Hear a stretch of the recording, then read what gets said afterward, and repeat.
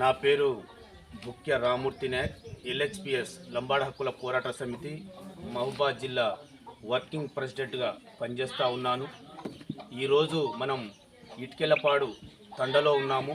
ముఖ్య సురేష్ పాప food poison తోటి చనిపోయిందని చెప్పేసి తెలుసుకొని వెంటనే వీళ్ళను పరామర్శించాలి, మనోధైర్యం ఇవ్వాలని చెప్పేసి ఇక్కడ రావడం జరిగింది.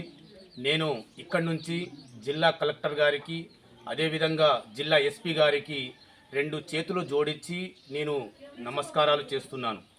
సార్, ఈ ఏరియాలో కొన్ని అంగన్వాడీ సెంటర్లు చాలా దారుణంగా, చాలా అధ్వానంగా, ఏం చెప్పినా కూడా మేము ఏం చేసినా కూడా ఎవరు ఏం చేయలేరు అని చెప్పేసి ఒక అహంకార ధోరణితోటి నడిపిస్తూ ఉన్నారు.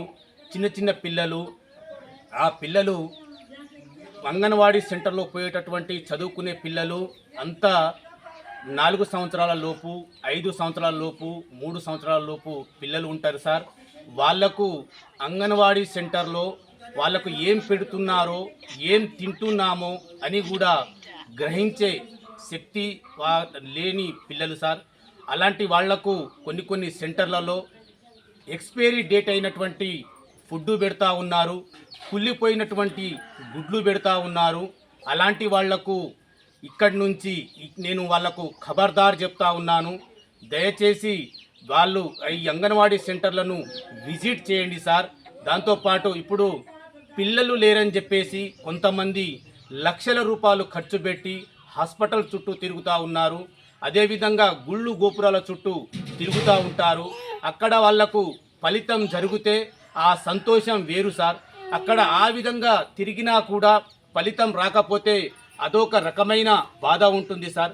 చిన్న పిల్లలకు వాళ్ళు ఇలా చనిపోయిందంటే ఎంత బాధగా ఉంటుందో దయచేసి ఆలోచించండి సార్.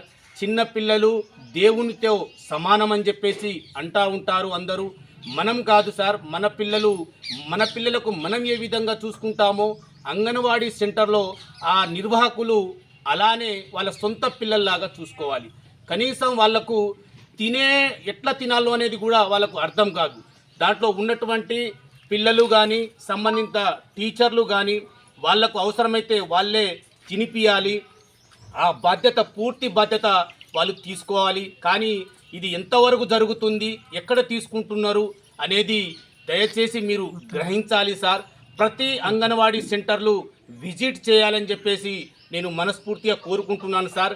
ఇక్కడ నుంచి నేను ఇటుకెళ్ళపాడు తండ నుంచి అధికారులకు, సంబంధిత శాఖకు నేను ఒకటే, ఇది హెచ్చరిక అనుకోండి, లేదంటే ఇంకోటి ఏదైనా అనుకోండి. బాధిత సురేష్ పాపకు, వాళ్ళ కుటుంబాలకు ఇక్కడ ఇదే కాదు సార్, గతంలో కూడా ఇంకో పాప చనిపోవడం జరిగింది. ఇవాళ సురేష్ వాళ్ళ పాప కూడా చనిపోవడం జరిగింది. వాళ్లకు అర్థం కాకనో మరి ఏదో కానీ వాళ్లకు అదే టైంలో ధర్నా చేపిద్దామని చెప్పేసి అనుకున్నాము. కానీ మాకు అధికారులు సహాయం చేస్తారని చెప్పేసి ఉద్దేశంతో మేము ఆగడం జరిగింది. అయినా ఇప్పటికీ మించిపోయింది లేదు. అవసరమైతే ఆ పాపను మళ్ళీ బయటికి తీపిచ్చి రీపోస్ట్ మార్టం చేపించిన తర్వాత ఆ రోడ్డు మీద, నడి రోడ్డు సెంటర్లో నేను తప్పకుండా బాధిత కుటుంబాలతోటి కూర్చుంటాను. తక్షణమే అధికారులు స్పందించి సురేష్ కుటుంబానికి, అదేవిధంగా ఇంకో పాప రవీందర్ కుటుంబానికి తక్షణమే ఆర్థిక సహాయం అందించాలని చెప్పేసి నేను మనస్ఫూర్తిగా కోరుకుంటున్నాను.